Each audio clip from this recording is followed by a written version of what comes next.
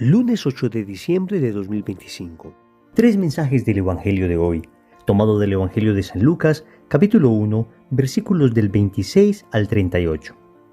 En aquel tiempo, el ángel Gabriel fue enviado por Dios a una ciudad de Galilea llamada Nazaret, a una virgen desposada con un hombre llamado José de la estirpe de David. La virgen se llamaba María. El ángel, entrando en su presencia, dijo: «Alégrate, llena de gracia, el Señor está contigo». Ella se turbó ante estas palabras y se preguntaba qué saludo era aquel. El ángel le dijo: «No temas, María, porque has encontrado gracia ante Dios. Concebirás en tu vientre y darás a luz un hijo y le pondrás por nombre Jesús.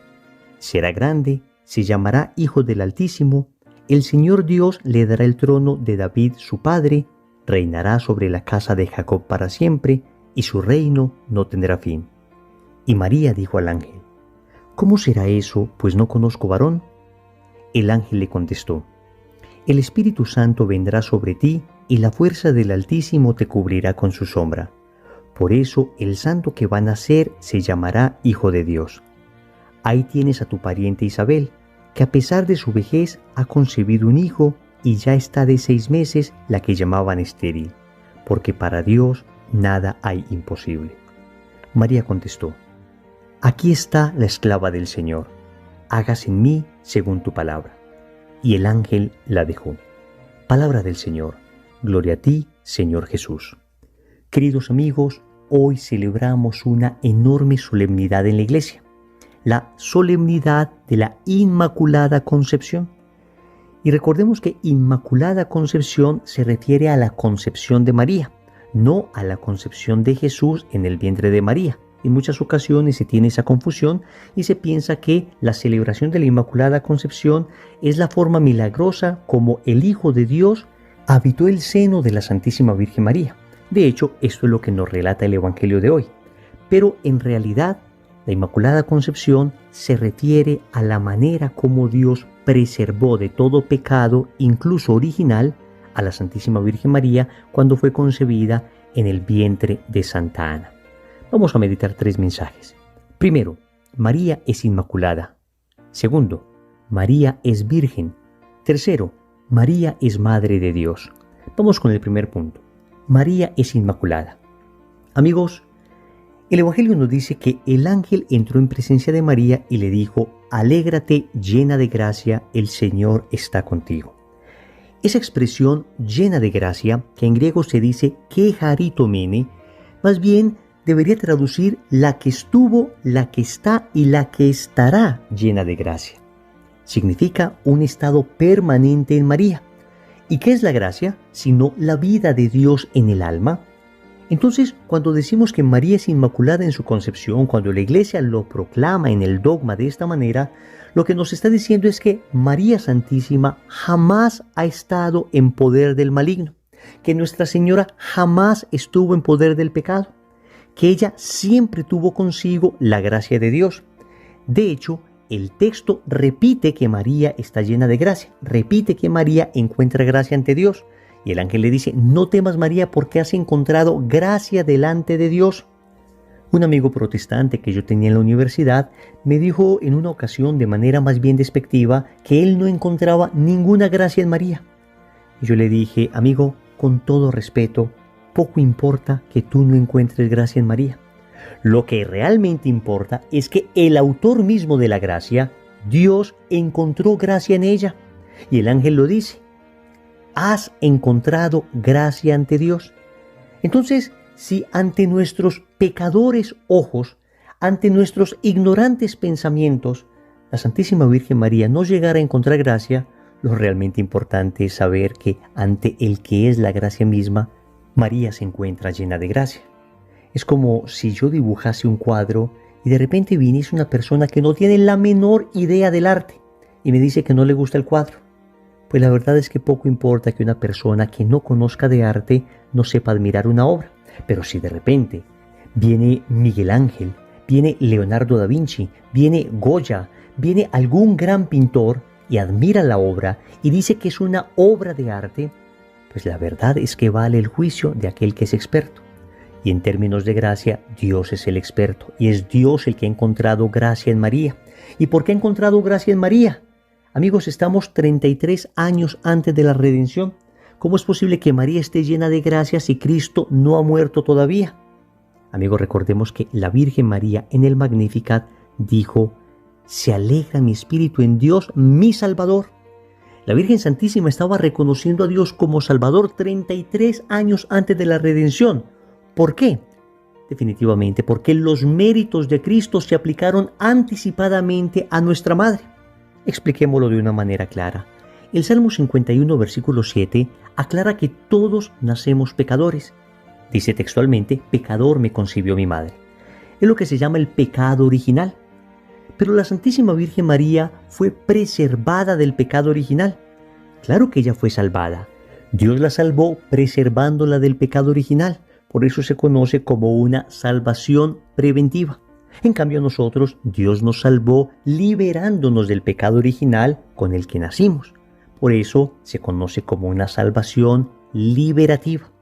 Entonces la Santísima Virgen María sí fue salvada, pero de manera preventiva. Es semejante a una persona que va por un camino sin darse cuenta que adelante hay un hoyo. Hay dos maneras de salvar a esa persona: o evitar que caiga en el hoyo, o, si es que cayó en el hoyo, sacarlo de allí. Pues lo que Dios hizo con la Santísima Virgen María fue evitar, por los méritos de Cristo, de manera anticipada. Recordemos que Dios es el eterno presente y los méritos de Cristo no solo afectaron positivamente, digamos, a las personas a partir de Cristo hacia adelante, sino que Cristo es como una gran luz que se irradia hacia adelante y hacia atrás. La gracia de Cristo abarca a toda la historia de la humanidad. Entonces, la Santísima Virgen María, de manera preventiva, fue salvada del pecado. Y esto nos recuerda la importancia de la vida de la gracia. Cuando tú y yo nacemos, nos bautizan rápidamente, porque al momento de nacer estamos con el pecado original, pero en el momento en que somos bautizados, la gracia de Dios habita en nosotros. Esto de la gracia de Dios no es otra cosa que la vida de Dios en nuestra alma. La naturaleza de Dios se nos participa. Si pecamos mortalmente, perdemos esa gracia, pero la podemos volver a recuperar a través del sacramento de la reconciliación. Y podemos acrecentar esa gracia con el ejercicio de las virtudes, especialmente de la caridad, con la oración, con la mortificación. Esa gracia hay que cuidarla como el más grande tesoro, al punto que un santo como Domingo Sabio decía: «Prefiero morir antes que pecar». Es decir, es más importante preservar la gracia incluso que preservar la vida.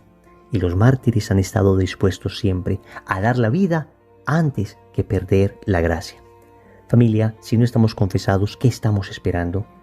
Y si lo estamos y estamos viviendo en gracia, a cuidar ese estado como el más grande tesoro. Segundo, María es virgen. El Evangelio nos dice en un solo versículo 2 veces que María es virgen. Es el único versículo donde en 2 ocasiones se llama virgen a alguien. En toda la Biblia no hay otro versículo así. Dice el texto: «En aquel tiempo el ángel Gabriel fue enviado por Dios a una ciudad de Galilea llamada Nazaret, a una virgen desposada con un hombre llamado José, de la estirpe de David. La virgen se llamaba María». Miren que el Evangelio quiere resaltar la virginidad de María. Y esto precisamente porque se está cumpliendo una profecía del Antiguo Testamento. En Isaías capítulo 7, versículo 14, el Señor profetizó que el Mesías nacería de una mujer virgen. Y así dice el profeta: «El Señor pues les dará esta señal: la virgen está embarazada y da a luz un varón a quien le pone el nombre de Emmanuel», es decir, Dios con nosotros. Hasta aquí el texto del profeta Isaías. Todo Israel sabía que el Mesías nacería de una mujer virgen, de manera que la virginidad de María era indispensable, porque era la señal para reconocer al Mesías. De manera que María debía permanecer virgen porque la señal debía ser evidente. Una señal se da para que sea visible. Y si Israel, según la profecía de Isaías, iba a reconocer al Mesías porque su madre era virgen, pues no tiene sentido que de repente la virgen aparezca con 3, 4, 5, 7 hijos y que después la gente diga: «A ver, ¿este es el Mesías? ¿Y la mamá es esta que llaman virgen con 7 hijos?» Israel no podría reconocer al Mesías así. En cambio, si veían al Mesías y veían a su mamá, que no tenía más hijos porque en la cruz Jesús se la tuvo que dejar a su apóstol Juan, y hubiera sido una tremenda injusticia, hubiera sido un atropello de parte de Jesús, que si él tuviese más hermanos, si María tenía más hijos, hubiera sido, repito, un atropello que le hubiera dejado a su madre a un apóstol. Por consiguiente, María no tenía más hijos. Entonces, si esta era la señal, entonces María debía ser virgen antes del parto, en el parto y después del parto. Por eso, cuando el ángel le dijo a María que concebiría a un niño, la Virgen responde: ¿cómo será esto si no conozco varón? Es una respuesta bien extraña de la Virgen, y solo se entiende adecuadamente si afirmamos que la Virgen María había hecho ya un voto de virginidad.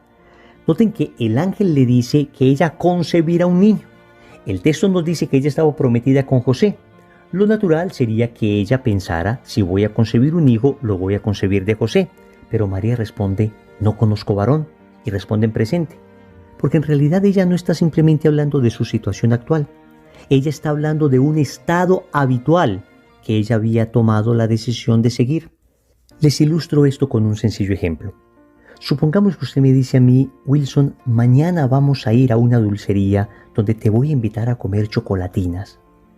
Y yo te respondo: ¿cómo puede ser esto si yo no como dulce? Tú estás entendiendo con esa expresión no que en este momento no estoy comiendo dulce, sino que mañana tampoco comeré dulce. Es decir, que mi estado habitual es el de no comer dulce. Pues esto fue lo que le respondió la Virgen al ángel. ¿Cómo puede ser esto si yo no conozco varón? Le está diciendo al ángel: mi estado habitual es no conocer varón. Por eso muchos padres de la Iglesia ven en estas palabras de la Virgen María un voto de virginidad que ella había hecho. El caso es que el Catecismo de la Iglesia Católica, en el numeral 499, dice con claridad que nosotros creemos en la virginidad real de Nuestra Señora. Escucha: la profundización de la fe en la maternidad virginal ha llevado a la Iglesia a confesar la virginidad real y perpetua de María, incluso en el parto del Hijo de Dios hecho hombre. En efecto, el nacimiento de Cristo, lejos de disminuir, consagró la integridad virginal de su madre. Hasta aquí el catecismo. De manera, queridos amigos, que defendemos la virginidad de María porque defendemos el mesianismo de Cristo, porque esta era la señal que Israel tenía para reconocer al Mesías. Pero eso nos dice algo hoy a nosotros, y es que debemos nosotros pedir mucho al cielo la gracia de la pureza, la gracia de la castidad. Es uno de esos dones indispensables para aprender a amar adecuadamente.